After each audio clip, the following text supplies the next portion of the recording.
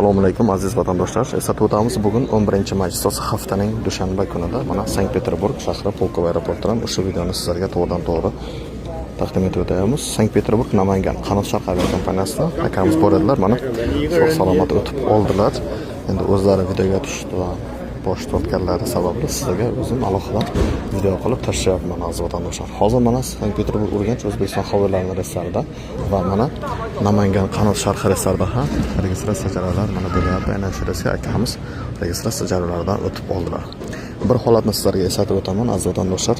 Hujjatlaringizda muammo kamchiliklar bo'lsa, meni matnni bo'lib, dokumentlaringizga e'tiborli bo'lib tekshirgan holatda kelingizlar. Hozir bu aeroport xodimlariga, ya'ni sotrudniklarga qo'llarida spiska bor. Kimda qanaqadir nelegalni Rossiya territoriyasida yurgan bo'lsa, olib sразу deport qilib yuboryapti.